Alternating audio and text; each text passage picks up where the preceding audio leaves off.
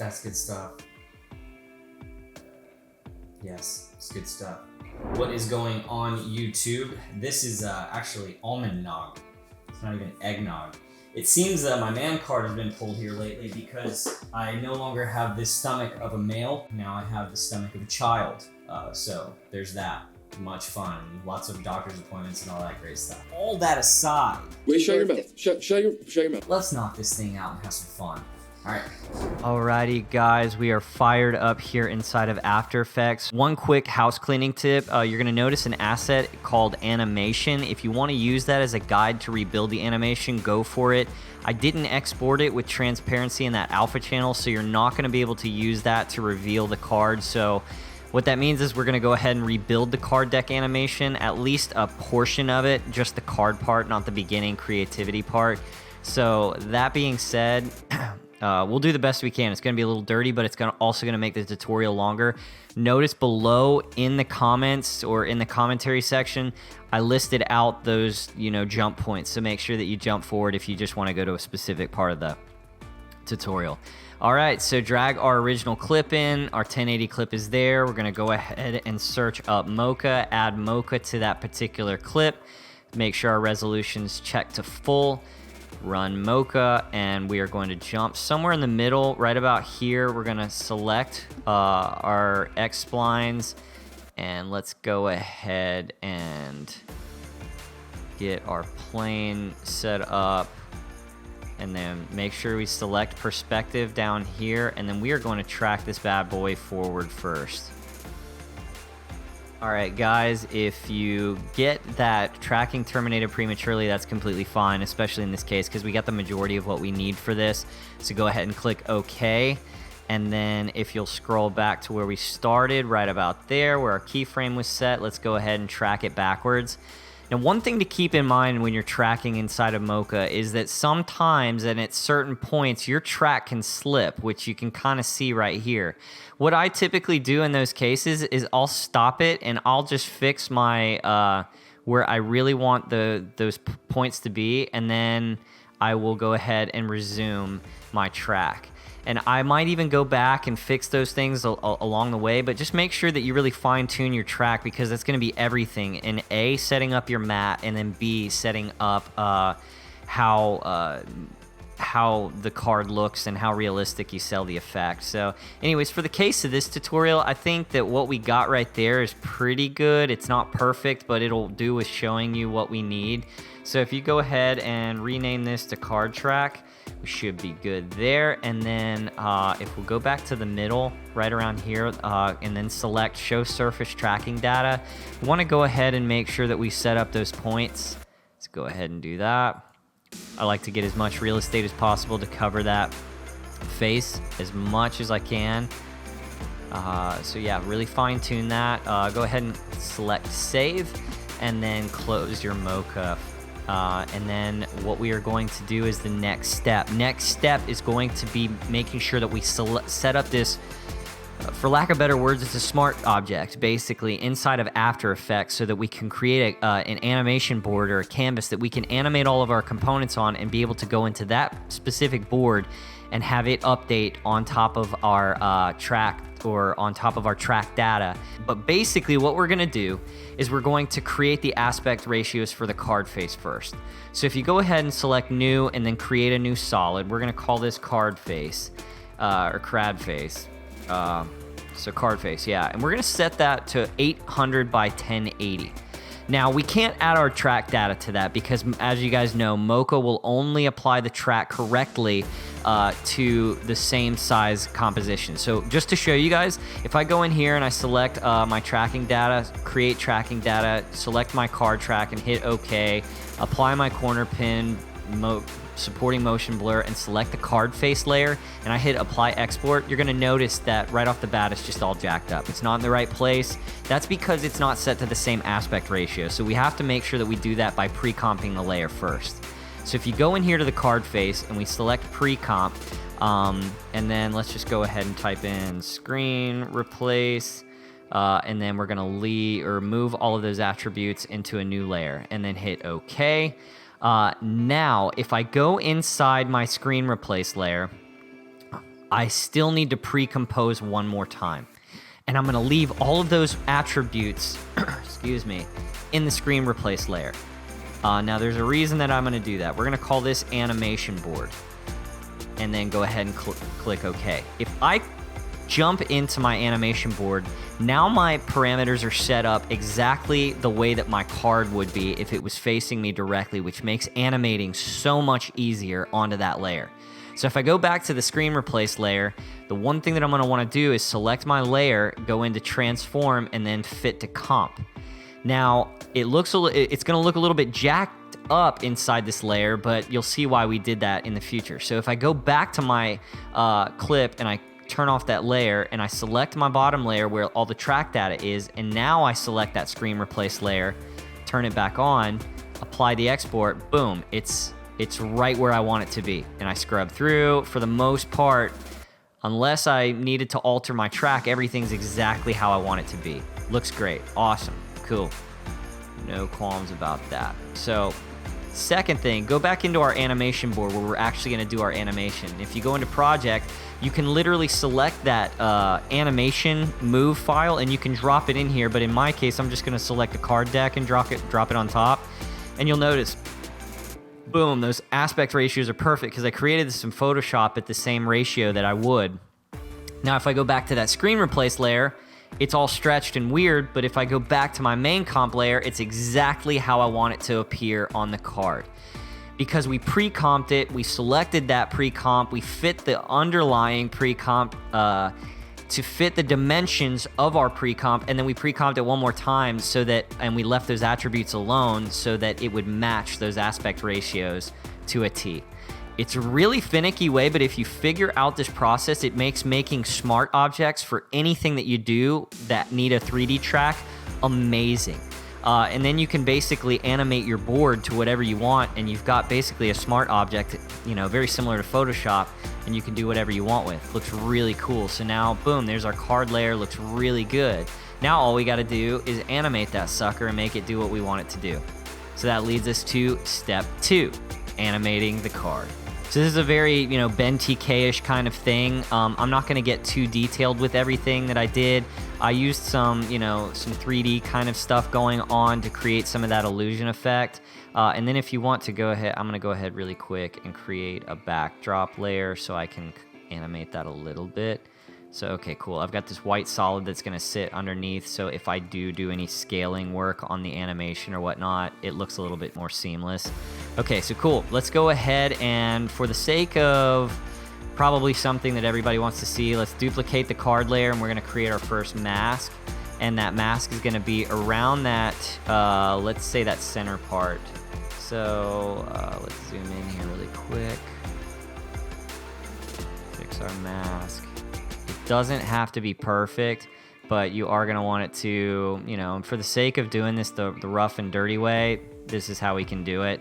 Actually, I take that back. Let's do our mask around that big kind of area first, that whitish area.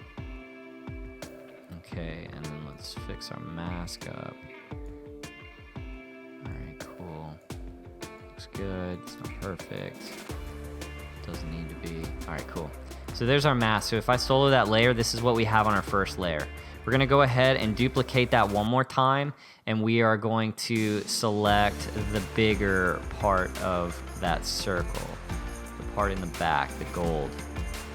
So now we have this layer isolated, and then we have this layer isolated, so the part on the inside. All right, so we'll call this circle big. I think that was the big one. Yep, and then we'll call this circle small. Okay, cool. Now, the one thing that we're gonna wanna do here is grab our circle, and we are just going to want to rotate the dude. So we're gonna start right about here. We're gonna scroll over to about 1 second, and we are going to make this guy, not that many times. We're just gonna wanna rotate him. I don't know, what do you say? Like maybe just two full rotations, and then hit enter, and then we're gonna easy ease those, F9. And then let's select both of those, go into our graph editor. If there's one thing that I cannot tell you enough, guys, it is to make sure that you use your graph editor on every single thing that you ease. there is a natural motion and a movement that you're looking for, and when you play that back, you'll really see what you want. Now, the key to all of this is to make sure you set your motion blur up on both of those so it looks really good, and you'll already see that it looks awesome. It looks really good. So what we're gonna do is on our other one, go back, leave our graph layer, we're going to set an offset, and we are going to do another rotation. Boom. And we're just gonna do like let's do -2. And then again, same thing. Let's set our easy ease. Go back into those bad boys and just a little bit of something to kind of make it look like it's offsetting. Okay, perfect. Cool, looks good. So boom, we have this initial animation, right? Looks really cool. Now what we could do something where we either scaled it, or if we wanted to play with some 3D effects, very similar to what Amir does in his video. We could create a new camera if you wanted to do it this way, or you could just play with some other stuff. But I set up a camera, and then I believe I made all of my objects 3D. Now what I can do is go into my camera options and select, really it's just the position of the camera, because the point of interest doesn't change. So we could do something like this where this falls back. Again, we are going to set the easy ease on it, and then we are going to make it kind of slowly speed in, like it's, you know, kind of just coming. But then we want it to slow down, so at the very end. So I might just do something like this. Guys, I'm a huge proponent of the graph editor. It's just a huge win for you. Okay, cool.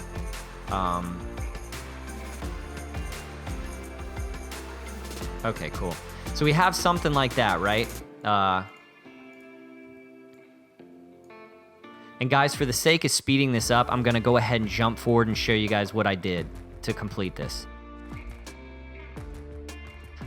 So this is a big thing, you know, question mark around like all these, you know, components and transitioning all of those pieces out and masking and whatnot. So we have our circle spinning. So the first thing that we have spinning is our big circle, right? So I'm gonna go ahead and show you guys all of those keyframes. I'm gonna hide the camera ones. So all right, our camera zooms back in, and then our top circle begins to animate. So the one thing that we're gonna want to do is to pull him off frame as soon as it's complete, right? So let's go ahead and create a new solid, because we're gonna create a matte for that layer. And this is gonna be called our circle big matte. All right, cool. So let's go ahead and throw that on top of our circle, and then we're gonna hide that layer. And then what we're gonna do is go in and grab our pen tool and zoom in here, and we're gonna find the area where we want to matte out of. So right about here and right about here is where I'm going to mask out of, I think. Let's go right there, and then right there. I might do something like that. Okay, so cool. We have that, and then we are going to go ahead and just create a mask around that area where we know we want the position to change. Okay, so we have our mask set up.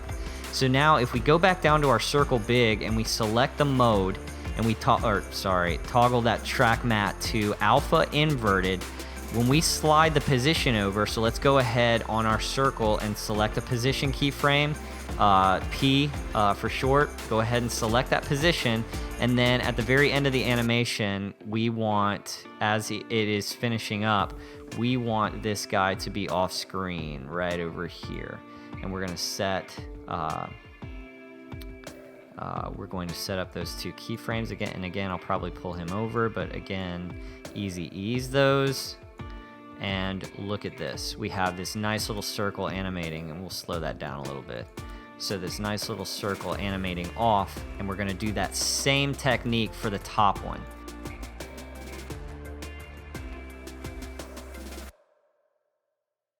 The key is to really go ahead and have that parameter in your, the matted area already kind of set up, right? Like, so if I go right about here, and then That's my mask. I'm gonna select that to alpha inverted. So now when you kind of roll off, boom, you're left with nothing, right? So you've got this really cool animation that, cool. So when it slides off, and again, you're not going to want your mask visible until right about here.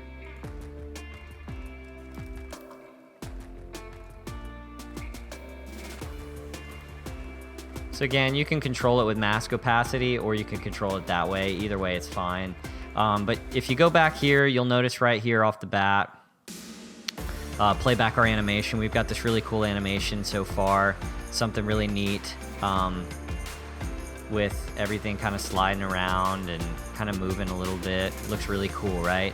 And the very last step that you're going to want to do with your animation is to make sure that you clear the canvas for the animation board so everything else can kind of take over so the video can show, right? So as this is kind of combing through, we are going to go ahead and animate the scale of our mask right about here. We can animate this up to, I don't know, right about here, maybe zoom back out at like 50 and then animate him up and out. So we are completely out of frame. So there, our mask animation just kind of disappears.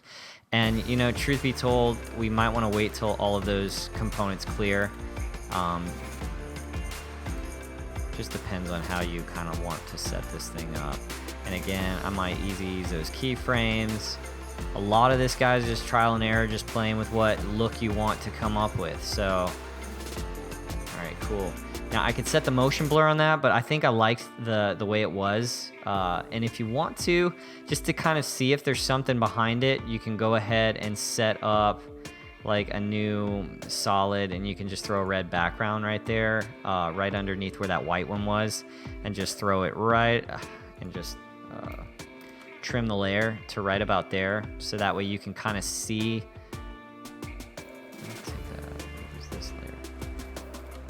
So you can kind of see where it's happening. So boom. That is where our mask and transition happen, and it looks really good. So if I go back to my clip, I've got this really cool transition that reveals and then shows the footage underneath. Now the key here is to get the footage to link up and to set up that matte, and then we are pretty much good to roll. Alrighty guys, we are in the last step of setting up our animation and making this thing work properly. And this is the hardest part and probably one of the most tricky and most finicky things, and people get really confused on. So key thing is, in your animation board, you're going to want to make sure that the outro, we had a white solid layer at the very bottom. Make sure that you cut that layer off so that that doesn't sit there, including this pink card face layer. It's got to be transparent. There has to be nothing in the background so that when you're revealing what's underneath in your matte layer, there's nothing there, right? So it's just a transparent fade, right? There's nothing underneath that layer. So we have 0 underneath it. Again, I can't stress that enough because it'll tie you up and you'll spend a lot of time frustrated on why this isn't working. So, okay, cool. So our animation reveals a transparency layer. We've got that down, we're good to go. So back in our 1080 clip, we're gonna go ahead and drag in our secondary footage. In this case, it's the field clip. And it sits directly underneath the screen replace layer, right on top of our original layer. Now what we're gonna do is we're going to duplicate our original layer because it's got our Mocha track layer on it. We're gonna throw that on top of the field layer.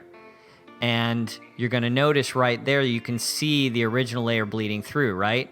Okay, well, we gotta create a matte for our original layer so that our video can show through on it.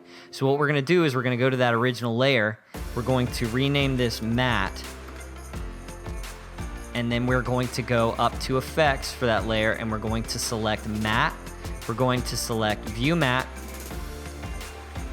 You don't need view matte. Actually, I take that back. Just apply matte. We're going to invert that mask to that layer. So now that when it does reveal, it just reveals the video underneath. Looks awesome. Now we've got this really cool reveal, and then our track is going to do the rest for us and bring that to us. Now here's the thing. One thing to keep in mind about your track. You'll notice you have some corner, smoothing in here. That's all inside of Mocha. You can fix that. And if you want to, guys, you have a few seconds. Let's go in and do it really quick. So keep this resolution at full. Go into your Mocha track. Select your layer. Go into all of your corners. Boom, boom, boom, boom. Right click, select point, highlight corner, and then fix that.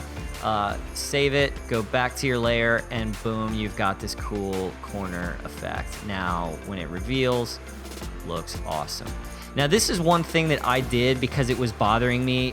When your mat doesn't fit your animation and your board parameters in your corner pinning, you'll notice that you have this bleed, right? So what I did was I went into my field layer and I created a mask. And what I did was just right around here, I just created a mask around that layer, so it cleared it up.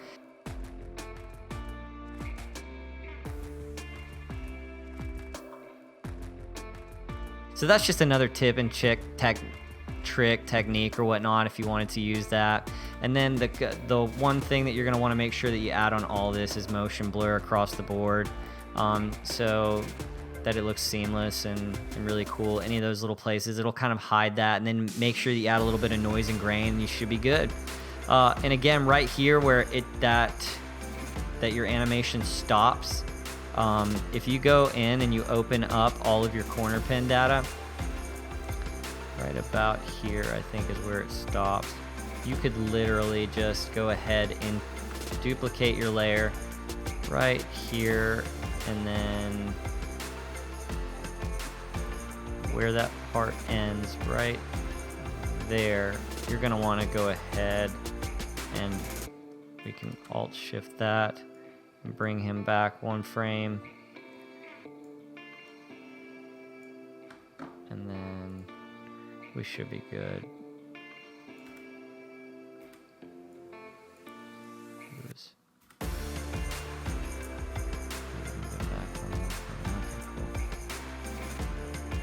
Tell. So, and then again, with a little bit of easing and motion blur, you can't even tell. Transition looks really clean. And again, you can clean up your mask if you wanted to fix that. You can clean your mask up right here in your original corner pins. You could delete the rest of the track data and bring up all of those original layers to correspond and actually animate the rest of it yourself, which is completely fine. Or you could do it inside of Mocha. You could keyframe it. So boom, there you go. Truth is I'm gonna be doing over the course of the next few weeks, really investigating a lot more of that and kind of analyzing a lot more of those scenes and whatnot. So if there's anything that you guys would like to add, or any techniques, tips, tricks, or anything that you'd like to see or whatever, please let me know. Shoot me an email or whatever. My website's all over here. I'm really easy to get a hold of. I've got like 200 followers on Instagram. But anyways, till then, enjoy, guys. See you next time.